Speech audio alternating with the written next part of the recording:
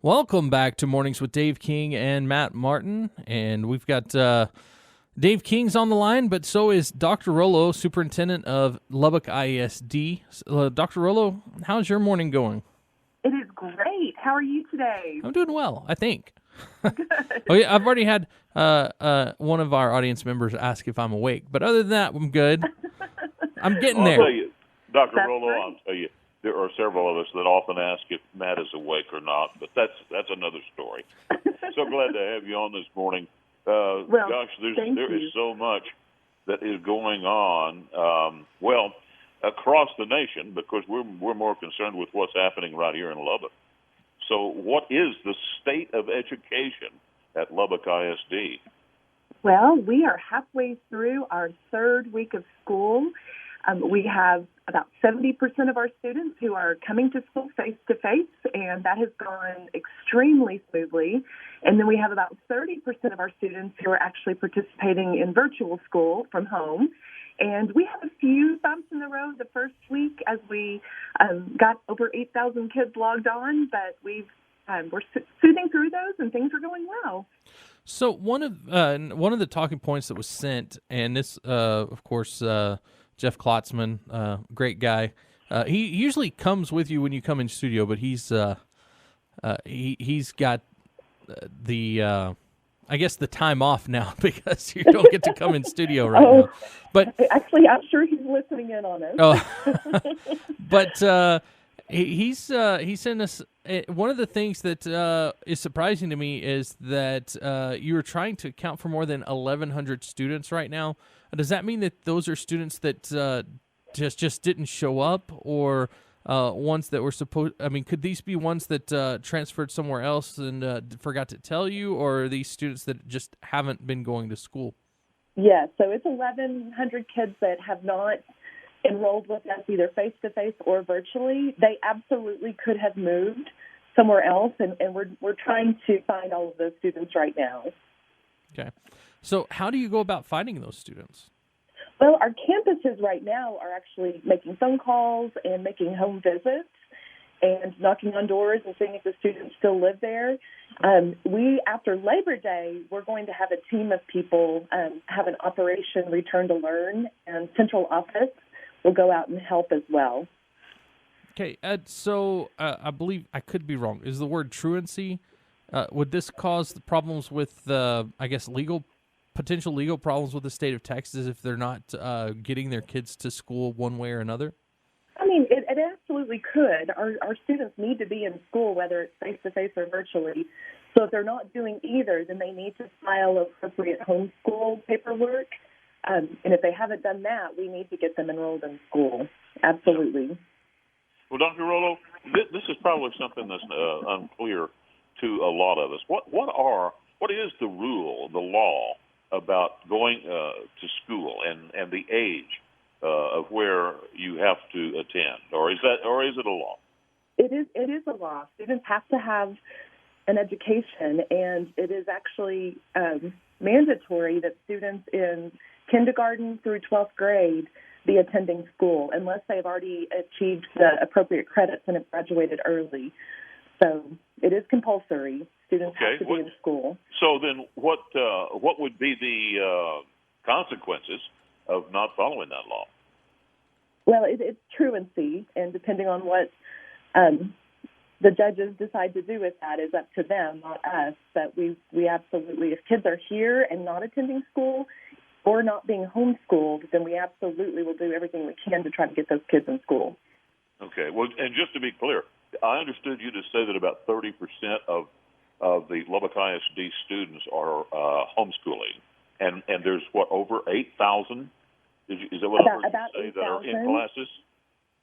Well, we have about 20,000 that are in classes. About 10,000? 20.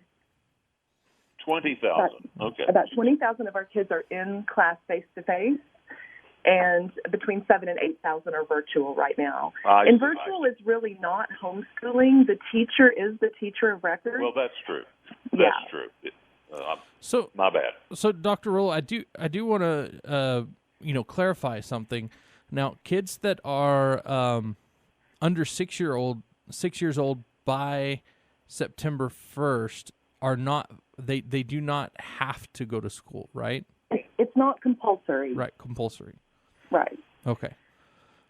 You just said kindergarten. I know that if you're 6 by September 1st, you do have to go, but I just wanted to clarify that, because we do have a lot of people in our audience that are homeschoolers that maybe don't know what kind of things they need to fill out. What do they need to fill out with Lubbock ISD if they're keeping their kid home and trying to teach them at home? It's just a form that they fill out that just declares that they are homeschooling their child, and it can be found on our website. Okay. Well, Dr. Rollo, and let me ask you something I'm not clear on. If someone says, okay, I'm going to take my kids and I'm going to homeschool them, okay, they do all this necessary to get that done, but they decide, I'm not going to homeschool them.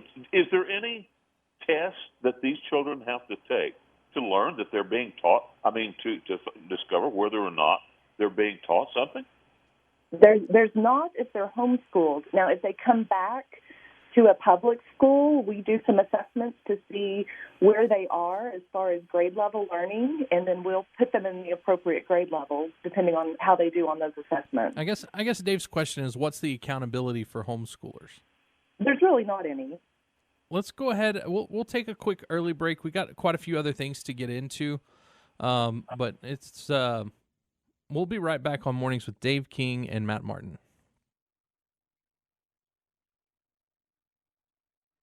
Welcome back to Mornings with Dave King and Matt Martin. I do want to go directly to the phones. We've got Superintendent of Lubbock ISD, Dr. Rollo, on the phone, and Dr. Rollo, thank you so much again for coming on. I know that that it's not always easy answering all the questions, especially when we've got all this going on with the COVID-19. But we do. There's actually a good question here from one of our texters, 300, wants to know, are you concerned about funding in the next legislative session with the passage of HB 3 and a possible budget cut coming? It seems like there will be great concern. Well, of course we are concerned because House Bill 3 was really transformative for education. It's really the first time that we've had a major investment in public education. So, yes, of course we are concerned. I feel like we are good for this school year, but after the legislative session, we hope and pray that we can sustain the great strides that have been made to support public ed. Yeah. Now, one of the big positives that's happened, and I know that that I don't know if this directly came from the extra funding that Lubbock got, but that you were able to get a laptop or in the younger kids, a tablet or iPad in every single child's hand for the case, you've got COVID-19, if case they're at home. Yes, absolutely. So every pre-K and kindergarten student has an iPad, and then every 1st through 12th grader has a Chromebook. And that really was not part of the extra funding. That's something that we have been able to do over time through our tax ratification election from 2016. So one of the issues, and I know that this has been the biggest issue probably on people's mind, is how Lubbock has handled COVID-19 outbreaks. So I know that y'all have had a few. Are y'all having to change the way that you're reacting to that right now? We haven't changed since the first day of school. We're 2.5 weeks in. We've had, as of yesterday, we've had a total of 32 cases. About half of those have been staff members, and about half of those have been students. What we do when we find out about a case is we notify everyone at the campus that there has been a positive case, and then our contact tracing team goes to work, and people who have been in close contact are notified and ordered to quarantine for 14 days. None of our cases thus far appear to have been from exposure at school. It's all people being exposed outside of school. So far, our plans are really working. So, a question, do you know the status of those that are, have any of them been really severe, like having to be hospitalized? Are you aware? We've had no severe symptoms, thank goodness. It's either been anywhere from asymptomatic to moderate symptoms. Yeah. Well, and many have already recovered. So speaking of preparing for COVID-19, I know that we're going into football season, and out at Plains Capital Park, Lowry Field, there's going to be some differences in how people can go and watch the game. How does that going to work? Well, we have limited capacity, so we are not going to exceed 50% capacity at Plains Capital Park. Therefore, we've had to move to a pre-ticket system. So if you go to our website and go to our athletics webpage, you can pre-purchase your tickets. We are focusing on getting our players, parents, family members, the first access to those tickets. And then after that, it's going to be first come, first serve. But when we reach that capacity limit, then we will not allow anyone else in. We are seating every other row and asking people to be 6 feet apart by family group within the stadium. Now, are you? I know that this doesn't matter to most people, but are you limiting media as well? Media is going to be a little more spread out, but we're not limited. We're just spreading them out a little differently. Okay. So is our face masks going to be required? And are there going to be concessions at all? We will have concessions. They will look a little different. They'll be prepackaged. And in the past, we only accepted cash, and now we're doing a touchless debit card system. Face masks are required if you're up and moving about, and as you're going to your seat. Once you get settled into your seat, you can remove your face mask. What about like bands? Are they going to have to? Are they going to be okay? Are they going to be able to sit together? Are you going to have the high school bands out there? We are having them sit more socially distant, and we are getting them more space so that they can do that a little more easily. Okay. So one of the things that was on the talking points was teacher incentive allotments. Yes. What exactly is that? We are so excited. This is part of House Bill 3, and Lubbock IC is really the only district in our West Texas area that applied to be a part of the first cohort for teacher incentive allotment. And what we are doing is we are strategically compensating teachers who are highly effective, and that is determined by the amount of student growth they're able to achieve, by the amount of student achievement, also their observation, their teacher observation, and professional development and teacher attendance. So this year we are compensating 86 teachers in the district with anywhere from $3,500 to $25,000 in extra compensation. So it's rewarding our teachers who are doing the very best with our students. Yeah, and one of the things I want, because I don't know if people are aware, I have students that go through this, but you talk about growth. The growth is they actually assess your student at the beginning of the year, and they take assessments throughout the year to see how your student's doing. So every student has a beginning point and an end point, and you want to see that end point moving up.